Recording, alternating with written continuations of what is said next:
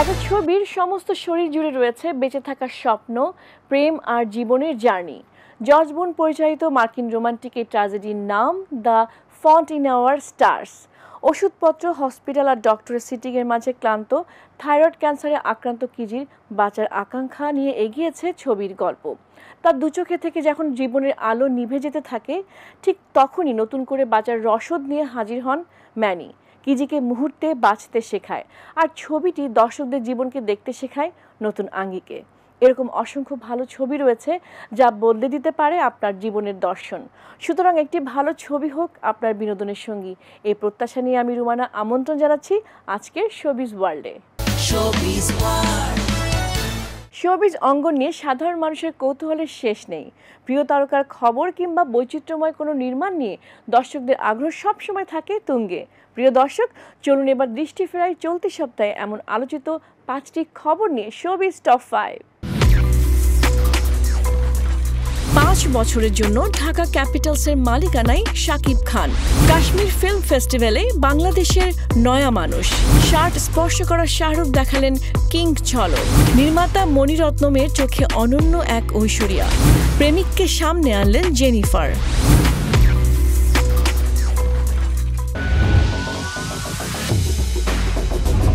Dhallywood superstar Shakib Khan বাংলাদেশের premier লিগের গেল আসরে ঢাকা ক্যাপিটালসের মালিকানায় ছিলেন। প্রথমবার অংশ নিয়ে দলটি শিরোপা না জিতলেও আলোচনার কেন্দ্রবিন্দুতে ছিল সবসময়। বিশেষ করে গ্যালারিতে শাকিবের উপস্থিতি ক্রিকেট ও সিনেমা প্রেমীদের এক অভূতপূর্ব মেলবন্ধন ঘটিয়েছিল। এবার সেই উচ্ছ্বাস ফিরে আসছে। আগামী 19 নভেম্বর থেকে শুরু হচ্ছে বিপিএল এর 12তম আসর। এবারও ঢাকা ক্যাপিটালসের মালিক হিসেবে থাকছেন শাকিব খান। জয় ছাড়া ভাবতে শিখিনি কিছু, তাই সেই লক্ষ্যে আর একবার। জানা গেছে আগামী 5 বছরের জন্য তিনি থাকবেন এই দলের মালিক। গেল আসরে 7টি দল অংশ নিলেও এবার অংশ নিচ্ছে 5টি। বাদ পড়েছে খুলনা ও বরিশাল। আগামী 17 নভেম্বর অনুষ্ঠিত হবে প্লেয়ার্স ড্রাফট আর ফাইনাল অনুষ্ঠিত হবে 16 জানুয়ারি। ঢাকায় সিনেমার কিং খান প্রতিশ্রুতি দিয়েছিলেন এবার তার দল হবে আরও শক্তিশালী, আগ্রাসী ও জয়ের জন্য প্রস্তুত। যতবার দাঁড়িয়েছি একসাথে ততবারই এনেছি জয়। জয় ছাড়া ভাবতে শিখিনি কিছু। তার সেই প্রতিশ্রুতি মাঠে বাস্তবায়িত হয় কিনা সেটাই এখন দেখা। নদীমাতৃক বাংলাদেশের প্রান্তিক চরের মানুষের জীবনযাপন ও মানবিকতাকে উপজীব্য করে নির্মিত চলচ্চিত্র নয়া মানুষ। 2024 সালের 6 ডিসেম্বর বাংলাদেশে মুক্তির পর দর্শক ও সমালোচকদের প্রশংসা কুড়িয়েছিল ছবিটি। দেবী কোনো মানুষ না হইলেও প্রত্যেকটা নারীর মধ্যে কিন্তু দেবীর গুণ আছে। এইবার আন্তর্জাতিক অঙ্গনে দেশের জন্য সম্মান বয়ে আনলো এই চলচ্চিত্র। ভারতের জম্মু ও কাশ্মীরের বৃহত্তম শহর শ্রীনগরে অনুষ্ঠিতব্য কাশ্মীর ওয়ার্ল্ড ফিল্ম ফেস্টিভ্যালের 5ম আসরে 4 নভেম্বর প্রদর্শিত হয় নয়া মানুষ, যা দর্শক সমালোচকদের প্রশংসা কুড়ায়। তো मैं यही कहूंगा कि बहुत अच्छी शुरुआत है।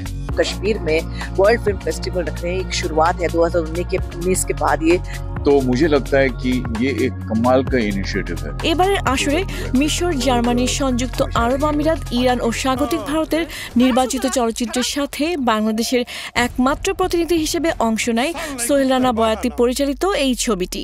হট্টগোল বাঁধাইতে চাইলে সবকিছু নিয়ে হট্টগোল বাঁধানো যায়। ধর্মীয় উন্মাদনার বিরুদ্ধে সচেতনতা তৈরি করছে, শান্তির বার্তা দিচ্ছে, ধর্মের মূল দর্শন তুলে ধরছে নয়া মানুষ। বাড়ি যাইস রে বন্ধু, পাইবি সোনার মন। আসমান জমিন সবই দিলাম, পাইলাম না তোর মন। সৌন্দর্যের সংজ্ঞা সময়ের সাথে বদলায়, কিন্তু কিছু নাম সময়কেও ছাপিয়ে যায়। তেমনই এক নাম Aishwarya Rai Bachchan. Hi, this is Aishwarya. গত 1 নভেম্বর ছিল তার জন্মদিন। 52 বছরে পা দিয়েছেন তিনি। অভিনয় জীবনে 28 বছর পূর্ণ করেছেন। মণিরত্নম, ঋতুপর্ণ ঘোষ ও সঞ্জলীলা বানসালির মতো পরিচালকের সঙ্গে কাজ করে তিনি প্রমাণ করেছেন নিজের অভিনয় প্রতিভা ও ব্যক্তিত্বের প্রখরতা। नहीं मार सकती क्योंकि मैं तुम्हारे मन में अब भी हूं। ये क्या बात हुई? মণিরত্নমের চলচ্চিত্রে ঐশ্বরিয়া যেন এক নারীর জীবনযাত্রার রূপক। ইরুভারে প্রেরণা, গুরুত্বের সঙ্গিনী, রাবণের সংগ্রামী নারী, আর পন্নিয়ন সেলভানে প্রতিশোধ পরায়ণ রানী। मुझे महल का जीवन, राजसी वैभव और सिंहासन ही चाहिए।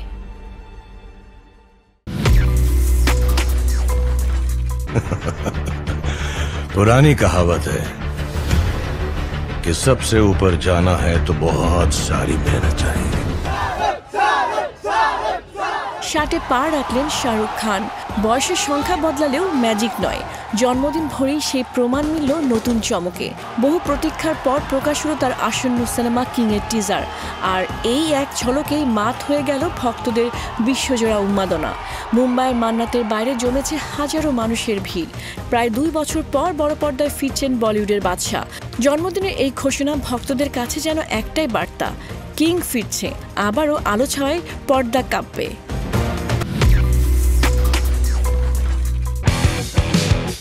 হলিউডের জনপ্রিয় ও সর্বোচ্চ পারিশ্রমিকপ্রাপ্ত অভিনেত্রী জেনিফার অ্যানিস্টন আবারও প্রেমে পড়েছেন। দীর্ঘ গুঞ্জনের পর প্রেমিককে প্রকাশ্যে আনলেন তিনি। মানসিক স্বাস্থ্য বিশেষজ্ঞ জিম কার্টিসের জন্মদিনে ইনস্টাগ্রামে একটি সাদাকালো ছবি পোস্ট করে জেনিফার লিখেছেন, শুভ জন্মদিন আমার ভালোবাসা। গত কয়েক মাসে বিভিন্ন অনুষ্ঠানে একসঙ্গে দেখা গেছে এই জুটিকে। Friends, Bruce Almighty, Marley and Me এর মতো জনপ্রিয় কাজের জন্য বিশ্বজোড়া খ্যাতি অর্জন করেন জেনিফার। ব্যক্তিগত জীবনেও ছিলেন আলোচনায়। ব্র্যাড পিট ও জাস্টিন থেরক্সের সঙ্গে তার 2টি বিয়েই বিচ্ছেদে শেষ হয়। এবার নতুন প্রেম ও ব্যক্তিগত সুখের খবরে ভক্তদের আগ্রহ আরও বেড়েছে। চলচ্চিত্রকে নতুন ভাষা দিয়েছেন তিনি, দিয়েছেন নতুন দৃষ্টি। রাজশাহীতে জন্ম, কলকাতায় মৃত্যু, তবু তার সিনেমার মর্মকথা আজ ওই মাটিরই প্রতিধ্বনি। বিভাজনের রেখা পেরিয়ে যেন বারবার ফিরে আসেন তার হারানো ভূখণ্ডে। বলছি কালজয়ী পরিচালক ঋত্বিক ঘটকের কথা। চলচ্চিত্রের কবি তিনি। জন্মের 100 বছর পূর্ণ হলো বাংলা চলচ্চিত্রের এই কিংবদন্তি পরিচালকের। 100 বছরেও অমলিন তার আলো, তার শৈল্পিক কণ্ঠস্বর চিরন্তন। আমাদের এবারের স্টার অব দ্য উইক কালজয়ী চলচ্চিত্রকার ঋত্বিক ঘটক। বাঙালি চলচ্চিত্রের কিংবদন্তি পরিচালক ঋত্বিক কুমার ঘটক জন্মগ্রহণ করেন 1925 সালের 4 নভেম্বর অবিভক্ত বাংলার রাজশাহীতে। সত্যজিৎ রায় ও মৃণাল সেনের সঙ্গে নাম উচ্চারিত হয় তারও। চলচ্চিত্রে বাস্তবতা, বেদনা ও মানবিকতার মেলবন্ধন ঘটিয়ে তিনি বাংলা সিনেমাকে দিয়েছেন নতুন মাত্রা। প্রথম পরিচালিত ছবি নাগরিক এবং প্রথম মুক্তিপ্রাপ্ত পূর্ণদৈর্ঘ্য ছবি অযান্ত্রিক, যা মানুষের সঙ্গে যন্ত্রের সম্পর্কের অনন্য কাব্য। এত ভালো ডিরেক্টর, আমি তারপরে অনেক ভালো ভালো ডিরেক্টরের সঙ্গে কাজ করেছি, বাট ঋত্বিকদার কতগুলো ব্যাপার ছিল যে মানে প্রথমত ভীষণ আপন করে নেওয়া, এবং পুরো মানে ওই যে আমাকে বললেন তুই কিন্তু পুরুষ মানুষের মতো করবি না, তুই তোর মেয়েলি ঢঙে অ্যাক্টিংটা কর। পরবর্তীতে মেঘে ঢাকা তারা, কোমল গান্ধার, সুবর্ণরেখা সহ তার সিনেমাগুলো পূর্ববঙ্গের বেদনা ও মানবিক সংকটের দলিল হয়ে আছে। লেখালেখি ও নাট্যচর্চা দিয়ে শুরু হয়েছিল তার পথ চলা। 1948 সালে লিখেছিলেন প্রথম নাটক কালো সায়র। ভারতীয় গণনাট্য সঙ্গে যুক্ত হয়ে তিনি নাট্যকার, নির্দেশক ও অভিনেতা হিসেবে কাজ করেন। চলচ্চিত্রে প্রবেশ করেন নিমাই ঘোষের ছিন্নমূল ছবিতে সহকারী পরিচালক ও অভিনেতা হয়ে। পরে পুনে ফিল্ম ইনস্টিটিউটে অধ্যাপনা করেন এবং ভাইস প্রিন্সিপাল হিসেবে দায়িত্ব পালন করেন। 1972 সালে নির্মাণ করেন তার আরেক কালজয়ী সৃষ্টি তিতাস, একটি নদীর নাম। দারিদ্র্য ও ব্যক্তিগত সংকট তাকে দমাতে পারেনি। ঋত্বিক ঘটক সিনেমাকে ব্যবহার করেছিলেন প্রতিবাদের ভাষা ও মানবতার কণ্ঠস্বর হিসেবে। ওই যে ঘরগুলো দেখা যাচ্ছে। 1976 সালে 6 ফেব্রুয়ারি তার মৃত্যু হলেও তিনি আজও বাঙালির চেতনায় এক অমর নাম, যিনি প্রজন্মের পর প্রজন্ম ধরে চলচ্চিত্র নির্মাতা এবং সিনেমা প্রেমীদের প্রভাবিত করে চলেছে। নভেম্বরের হালকা শীত আর সকালবেলার কুয়াশায় জমে উঠেছে নতুন মাসের আমেজ। বছরের শেষ প্রান্তে এসে যেন বিনোদনের দুনিয়াও নিচ্ছে এক নতুন রং। ওটিটির পর্দায় শুরু হচ্ছে চমকের পর চমক, নতুন সিনেমা, নতুন সিরিজ, নতুন গল্পের ঝলক। শোবিজ ওয়ার্ল্ডের এবারের আয়োজনে থাকছে নভেম্বরে বহুল প্রতীক্ষিত ওটিটি রিলিজগুলোর বিশেষ তথ্য। গত কোরবানি ঈদে মুক্তি পাওয়া অভিনেতা আরিফিন শুভর নীলচক্র সিনেমাটি এবার দেখা যাবে ঘরে বসেই। ওটিটি প্ল্যাটফর্ম আইস্ক্রিনের পর্দায় আসছে সিনেমাটি। তরুণ প্রজন্মের প্রযুক্তি নির্ভরতা থেকে অপরাধে জড়িয়ে পড়ার গল্প দেখা যাবে সিনেমায়। 2 বছরে ইন্টারনেটে 16 তরুণীর ব্যক্তিগত ভিডিও ফাঁস, একের পর এক আত্মহত্যা, পুরো ঘটনায় একটি সংঘবদ্ধ অপরাধ চক্রের। উদ্দেশ্য প্রণোদিতভাবে ছড়িয়ে দেওয়া হয়েছে ভিডিওগুলো। এর পেছনে কি বড় একটি চক্র রয়েছে? মৃত্যুতে বাবার শোকে নিথর। কি চায় তারা? সেসব অনুসন্ধানে এক পুলিশ কর্মকর্তার মরিয়া ভূমিকায় এগিয়ে যাবে সিনেমার গল্প। স্যার, গত 2 বছরে 16টা ভিডিও লিক হয়েছে, এর মধ্যে 5টা ভিকটিম সুইসাইড করছে। নীলচক্র সিনেমার প্রধান চরিত্রে অভিনয় করেছেন আরিফিন শুভ ও মন্দিরা চক্রবর্তী। সিনেমার আরেক গুরুত্বপূর্ণ চরিত্রে অভিনয় করেছেন সঙ্গীত শিল্পী বালাম। সিনেমায় 3টি গান রয়েছে। আগামী 13 নভেম্বর থেকে আইস্ক্রিনে দেখা যাবে নীলচক্র। মোহাম্মদপুর সাগরে নাকি ভাই পুলিশে খুঁজতেছে। দাওয়াটা ইনভিজিবল কেউ খেলতেছে।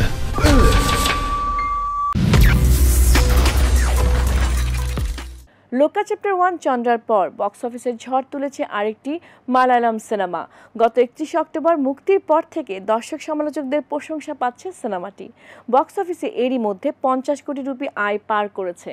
রাহুল সাদাশিবন পরিচালিত মনস্তাত্ত্বিক হরর থ্রিলার ডায়সিরাই মুক্তির পর 1 সপ্তাহের মধ্যে বিশ্বজুড়ে 50 কোটি রুপি আয়ের মাইল ফলক ছুঁয়েছে। ফলে পরপর 3টি ছবিতে 50 কোটির ক্লাবে জায়গা করে নেওয়া দ্বিতীয় অভিনেতা হলেন প্রণব, আর প্রথমজন হলেন তারই বাবা মোহনলাল। মিউজিক্যাল সিনেমা প্রেমীদের জন্য এসেছে দারুণ এক সুখবর। প্রথম পর্বে রেশ কাটতে না কাটতেই নতুন গল্প নিয়ে ফিরছে জনপ্রিয় চলচ্চিত্র উইকড। সম্প্রতি ইউনিভার্সাল পিকচার্স প্রকাশ করছে এ সিকুয়েল উইকড ফর গুড এর চূড়ান্ত ট্রেলার প্রকাশের পরপরই দর্শকদের মধ্যে তৈরি হয়েছে তুমুল উত্তেজনা ও আগ্রহ। গত ঈদের দিন সারা দেশের প্রেক্ষাগৃহে মুক্তি পেয়েছে বহুল প্রতীক্ষিত সিনেমা তাণ্ডব। পোস্টার, টিজার ও গান প্রকাশ হলেও মুক্তির একদিন পর প্রকাশ পেল সিনেমাটির ট্রেলার সাজানো হয়েছিল শাকিব খানকে কেন্দ্র করে। তার কণ্ঠে শোনা যায় সত্য হচ্ছে বটগাছের মতো। অ্যাকশন ঘরানার তাণ্ডব বানিয়েছেন রায়হান রাফি। চলুন দেখে আসি এই সিনেমা বানানোর পেছনের গল্প।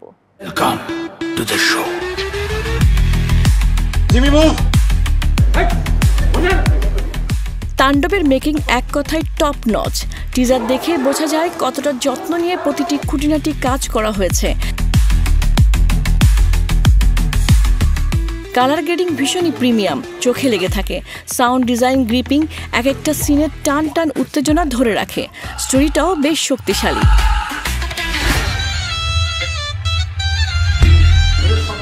কিছু দৃশ্যে ইন্সপায়ার্ড হওয়ার ছাপ থাকলেও সেগুলোকে নির্মাতা নিজের স্টাইলে এমনভাবে ফুটিয়ে তোলা হয়েছে যা একেবারে ইউনিক।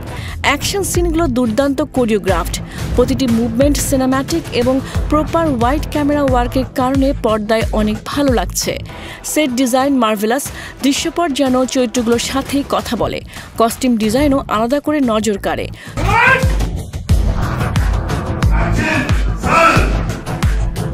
চরিত্রগুলোর ব্যক্তিত্ব ফুটিয়ে তোলার দারুণ কাজ করেছে। আর শাকিব খান যেন নিজেকেই বারবার ছাপিয়ে যাচ্ছেন। তার পারফরমেন্স এমন জায়গায় পৌঁছেছে যেখানে ভালো বলাটা খুব কম মনে হয়। এক কথায় তিনি এই সিনেমার স্পিরিট। ছবিতে শাকিব জয়ের সঙ্গে আরও অভিনয় করেছেন সাবিলা নূর, আফজাল হোসেন, শহীদুজ্জামান সেলিম, গাজী রাকায়েত, FS9 প্রমুখ। প্রযোজনা করেছে SVF আলফা আই ও চরকি।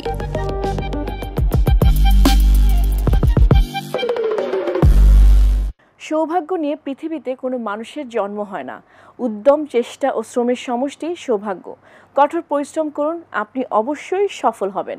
মনকে স্থির ও সঠিক পথে নেওয়াটাও জরুরি। সফল ব্যক্তিরা কখনোই সুযোগ কিংবা ভাগ্যের উপর নির্ভর করেন না, তারা শুধু সময়ের সঠিক ব্যবহার করেন। তাই সফল হতে হলে সময়ের কাজ আপনাকে সময়ের মধ্যে শেষ করতে হবে। দর্শক, আমাদের সময় ফুরিয়ে এলো। বিনোদন দুনিয়ার আপডেট তথ্য নিয়ে আবার দেখা হবে আগামী পর্বে। সেই পর্যন্ত সবাই ভালো থাকুন। বিনোদনের আপডেট পেতে শোবিজ ওয়ার্ল্ড ও ATN বাংলার সাথেই থাকুন।